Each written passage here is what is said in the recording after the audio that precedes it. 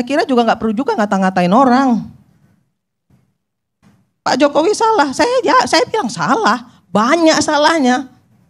Tapi apakah Pak Jokowi kemudian tidak punya kebaikan? Banyak juga kebaikannya. Nggak perlu diributin juga kali. Kenapa kita jadi cemen, childish? Begitu aja dikomentarin gitu. Kapan Indonesia ini akan jadi negara hebat kalau hal-hal kecil aja masih dipersoalkan? Kenapa hal-hal bau ketek lah yang diomongin?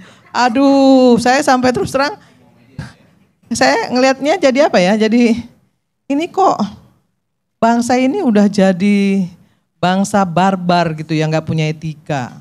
Saya juga jadi saksi kok di ILC ini. Siapapun yang nyerang Jokowi dulu, mohon maaf, koalisi Jokowi Ma'ruf itu semuanya pasang badan, termasuk Dedi. Jangan malah dibalik kita seolah-olah kita merasa diri kita paling bersih, paling paling suci, paling bener. Enggak juga. Saya belajar banyak dari Pak Jokowi. Ya kan? Kemudian saya juga berterima kasih atas semua yang sudah Pak Jokowi lakukan untuk Republik ini. Saya berkunjung ke beberapa negara dan semua negara-negara itu menyatakan bahwa Pak Jokowi itu adalah presiden terbaik Indonesia. Halo Sobat DC, kali ini saya akan membagikan pernyataan menarik dari politisi Partai Nasdem Irma Suryani Chaniago saat tampil di ILC terbaru dengan host andalannya Karni Ilyas. Pada kesempatan itu, Irma mengkritik keras para pembenci Jokowi yang menurutnya menutup mata dengan capaian dan prestasi Jokowi selama ini. Dia juga menyinggung oposisi yang tidak negarawan hanya akan menjadi destruktif atau menghancurkan. Dia pun meminta jangan seolah-olah pihak pengkritik merasa paling bersih dan suci, sementara yang dikritik tidak. Mendengar pernyataan Irma Chaniago ini, para pengkritik dan pembenci Jokowi seperti Deddy Sitorus, Profesor Ikrar Nusa Bakti, dan Faisal Assegaf tidak bisa membantah atau menyela dan hanya terdiam merenung. Untuk lebih jelasnya, yuk kita simak bersama video berikut ini. Ginilah, negara sudah memberikan 10 tahun kepada Jokowi untuk menjadi pemimpin tertinggi di Republik ini dengan segala fasilitas, segala sumber dayanya. Dan kemudian pemilu sudah terjadi. Dalam waktu 2 bulan kita akan punya presiden baru. Ya wajar dong kalau partai-partai yang punya kepentingan itu ya pasti menjauh merapat pada epicentrum baru. Jadi ini Pak Jokowi menurut saya delusional. Berharap posisinya akan sama dengan 2 tahun lalu misalnya. Ya, dengan 2 bulan terakhir ini itu delusional karena itu sesuatu yang sangat natural. Apalagi di tengah budaya politik praktis kita ini, orang-orang ya akan mulai menjaga dan mencari tempat gantungan baru gitu. Karena kan politik kita memang dipenuhi dengan perilaku pragmatis. Itu wajar. Kalau kami sendiri, PDI Perjuangan tetap ada di tempat kami berada dari awal 2014 sampai hari ini. Tidak pernah bergeser. Kalau dalam pemahaman saya yang bergeser itu Jokowi. Ya, bukan PDI Perjuangan. Jadi dalam konteks itu saya lebih memahami bahwa Jokowi itulah meninggalkan kesejatian dirinya. Dulu kan kita berkampanye untuk Pak Jokowi. Jokowi adalah kita. Sekarang Jokowi adalah dinastinya. Jokowi adalah keluarganya, kepentingannya. Realitanya pada hari ini Pak Jokowi menggunakan seluruh kekuasaan yang ada pada dia untuk mencapai tujuan-tujuan politik dan kepentingan pribadinya. Sehingga yang tidak meninggalkan dia tentu yang masih merasa mungkin mendapatkan manfaat dari kekuasaan yang dia miliki menjelang akhir-akhir kekuasaan ini. Tapi situasi akan segera berubah. Jadi jangan berharap misalnya Pak Jokowi tetap akan menjadi magnet epicentrum politik di negara ini. Karena secara natural pasti akan terjadi itu. Kecuali nanti begitu Pak Jokowi selesai jadi presiden, langsung masuk ke salah satu partai politik dan jadi petinggi di sana. Dalam konteks itu mungkin Jokowi akan tetap relevan meskipun tidak dalam posisi sebagai presiden. Terima kasih Angku Karni Ilyas. Bagi kami Partai Nasdem, yang selalu memberikan dukungan baik kepada Jokowi maupun kepada Prabowo Gibran tanpa mahar, tanpa syarat. Saya kira apa yang disampaikan Pak Jokowi di Kongres Nasdem kemarin adalah sesuatu yang sunatullah. Nggak perlu diributin juga kali. Kenapa kita jadi cemen, cildis, begitu aja dikomentarin gitu. Kapan Indonesia ini akan jadi negara hebat kalau hal-hal kecil aja masih dipersoalkan? Kenapa kita nggak persoalkan hal-hal yang besar? Persatuan dan kesatuan bangsa kita, agar ke depan Indonesia ini akan menjadi negara besar. Kenapa hal-hal bau ketek lah yang diomongin? Aduh, saya sampai terus terang, saya ngelihatnya jadi apa ya? Jadi ini kok bangsa ini udah jadi bangsa barbar gitu yang nggak punya etika. Hal-hal kecil loh, hal-hal yang nggak pantas itu diomongin, didiskusikan. Itu benar-benar saya tuh benar-benar bukan orang yang punya pendidikan yang bisa membawa bangsa ini ke depan menjadi lebih baik. Itu yang pertama. Yang kedua, kemarin Pak Jokowi menyampaikan itu dalam rangka bernostalgia dengan Pak Surya Paloh. Dan Pak Surya Paloh mengatakan bahwa sampai terakhir beliau menjabat, Nasdem akan tetap mengawal dan tetap setia untuk mengawal Pak Presiden. Nah, kalau tadi dikatakan bahwa dia datang di rame-rame, kemudian pulang ditinggalkan. Saya kira seperti yang saya bilang tadi itu kan sunatullah. Itu seperti yang disampaikan Dedi tadi benar. Mana ada presiden Indonesia yang pulangnya diantar rame-rame, digotong-gotong juga nggak ada. Gitu ya. Semuanya juga kalau udah selesai ya selesai. Gitu. Ya, goodbye. Itu paradigma berpikirnya bangsa ini, ya. Dan yang namanya madu, ya lebah. Ya, kalau di mana ada madu di situ ada lebah. Di mana ada gula di situ ada semut. Pada saat dia berkuasa ya dia dilulukan semua. Wah, saya juga jadi saksi kok di ILC ini. Siapapun yang nyerang Jokowi dulu, mohon maaf, koalisi Jokowi Ma'ruf itu semuanya pasang badan, termasuk Dedi. Termasuk saya harus akui itu. Nah, tetapi tidak ada gading yang tidak retak. Tidak ada orang yang sempurna, pasti juga banyak kesalahan. Tapi bagi Partai Nasdem, hari ini kami menyampaikan kepada publik, menyampaikan kepada seluruh rakyat Indonesia, ya udah kita tinggalin. Kemudian kita bangun bangsa yang baru dengan satu ikatan persahabatan antar partai politik. Kritisi penting. Saya selalu menyampaikan begini. Pemerintah yang terlalu absolut pasti dia diktator. Tapi oposisi yang tidak negarawan, yang tidak nasionalis, pasti juga destruktif. Karena semuanya nanti apapun yang dibuat oleh pemerintah karena mereka oposisi, pasti semuanya ditolak. Semua dikatakan tidak baik. Dan itu selalu terjadi di Indonesia. Makanya kemarin waktu saya diundang di FISIP UI, saya bilang, kesalahan demi kesalahan yang terjadi di Republik ini, yang harus bertanggung jawab siapa? Partai politik. Karena partai politiknya pragmatis semua. Kalau partai politiknya nggak pragmatis, nggak mungkin bisa disandera.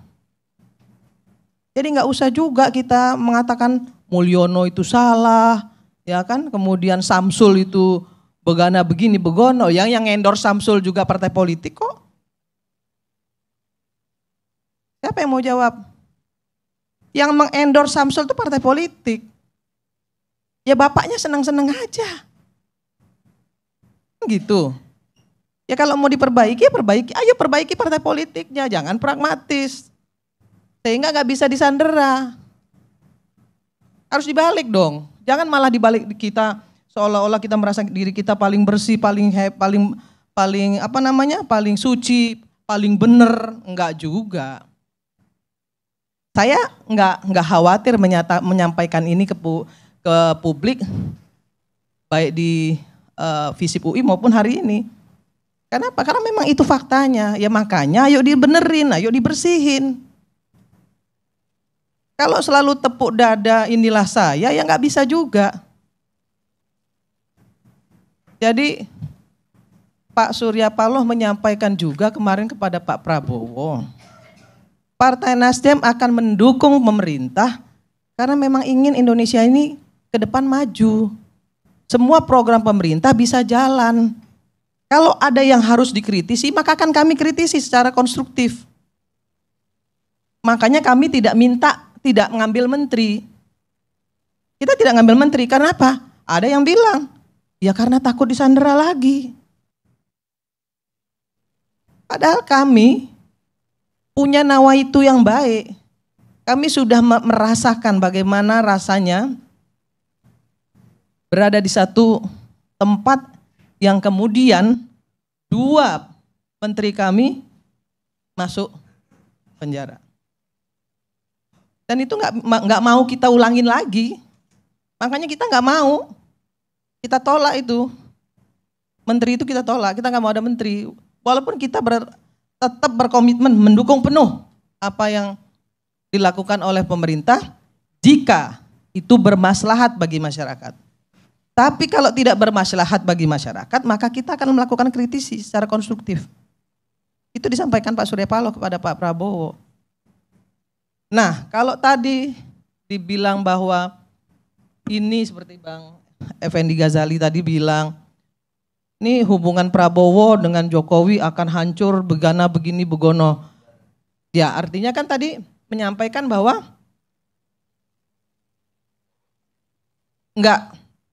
Jokowi enggak akan seperti 2 bulan yang lalu misalnya.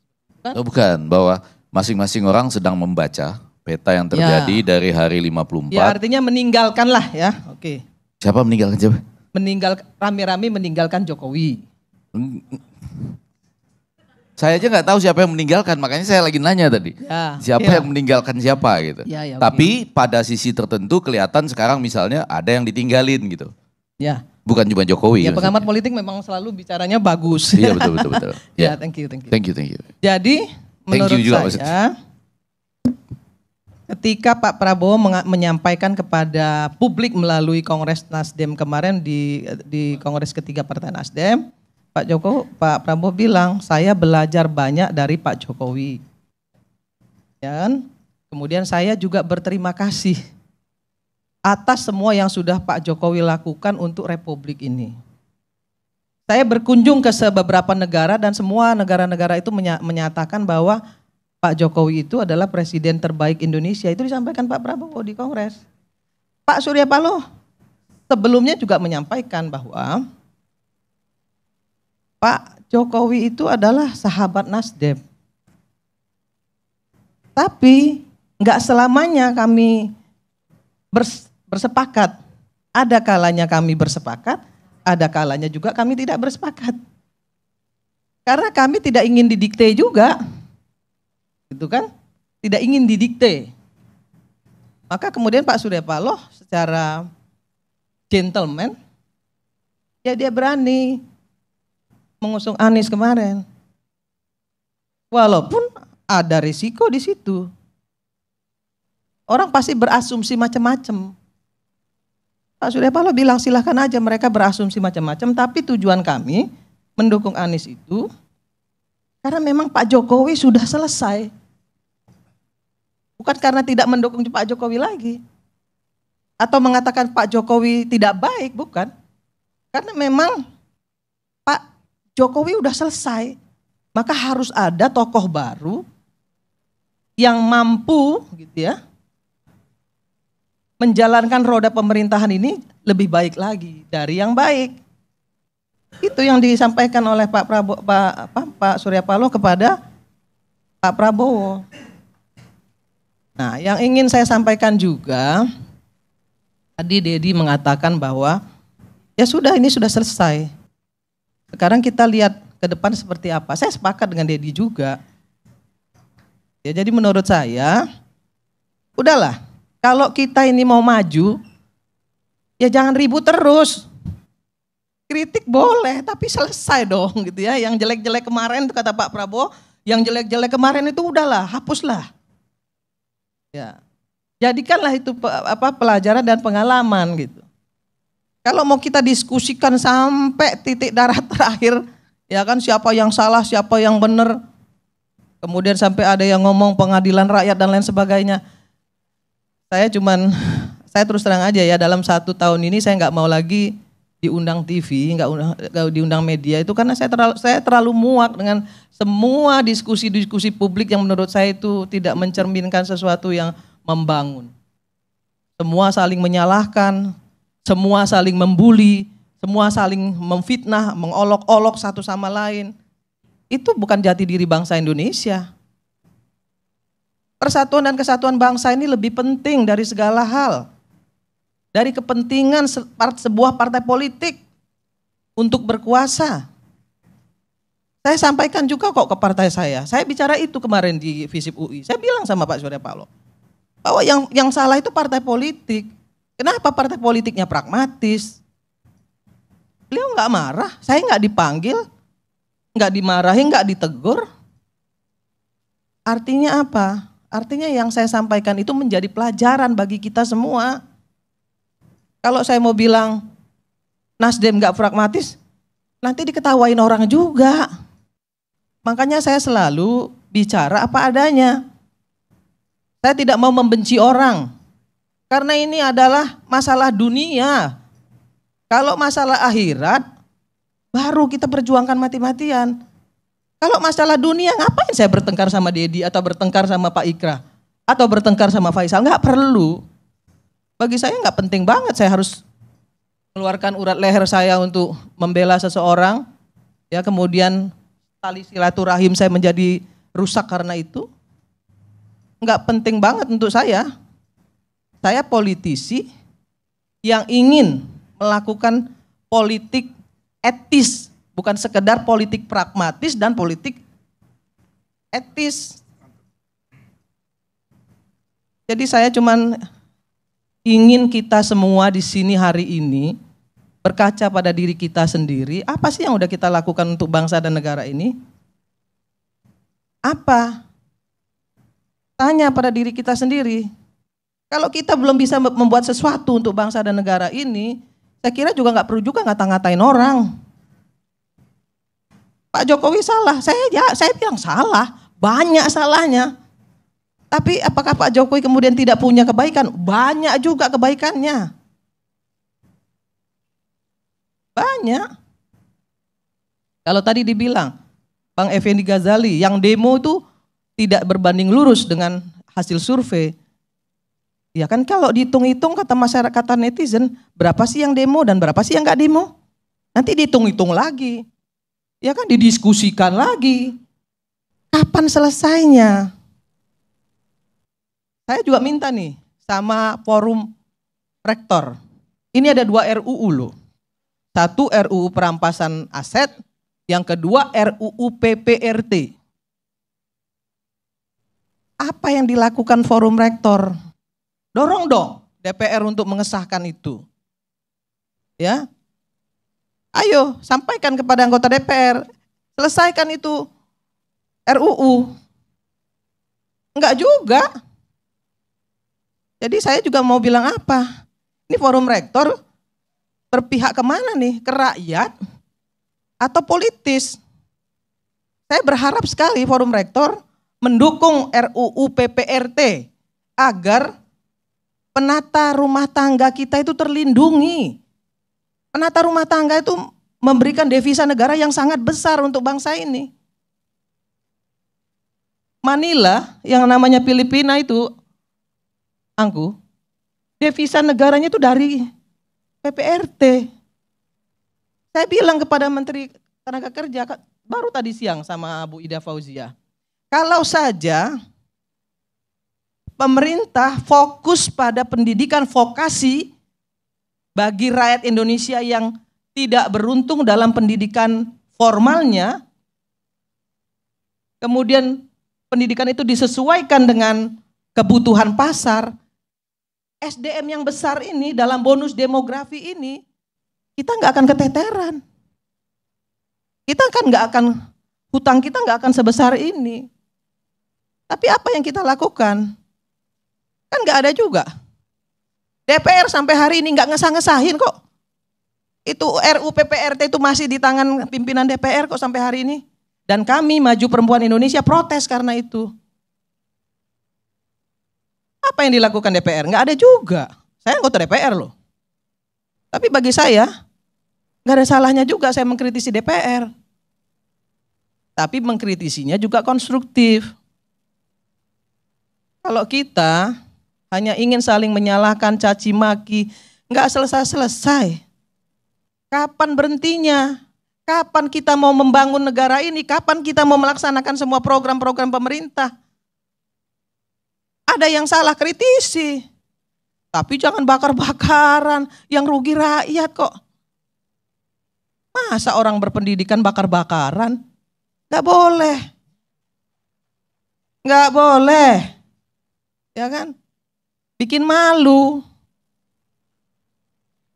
Kalau ada yang tadi bilang merobohkan gerbang DPR, nggak ada masalah. Bong namanya demo itu dilindungi oleh undang-undang kok, boleh. Kalau DPR-nya brengsek juga boleh kok di demo. Dicaci maki pun nggak ada masalah, sepanjang tidak memfitnah.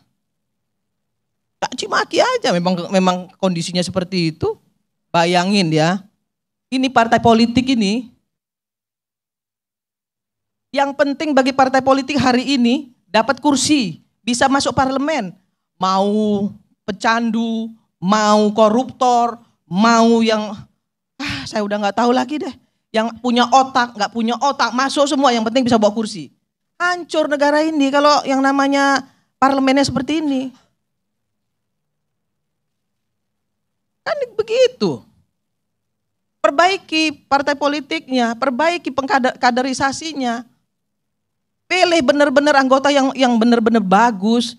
Ada aktivis yang bagus, punya otak, mau membangun bangsa ini, nggak punya finansial, ya dorong dong, bantu.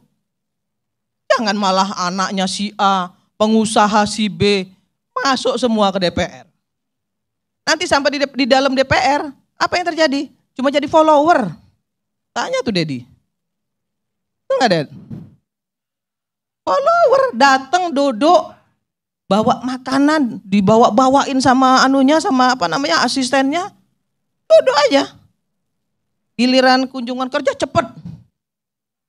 Ya itu isi DPR kalau partai politik nggak memperbaiki. Perbaiki dong. Saya sedih ngelihatnya gitu. Sedih loh aku. Bagaimana kita bisa berharap kalau parlemen kita seperti ini? Apa terus itu yang salah Jokowi juga? Bukan saya membela Jokowi, enggak. Ada banyak kesalahan mungkin yang dibuat beliau. Tapi ada juga banyak prestasi yang dia buat, kan begitu.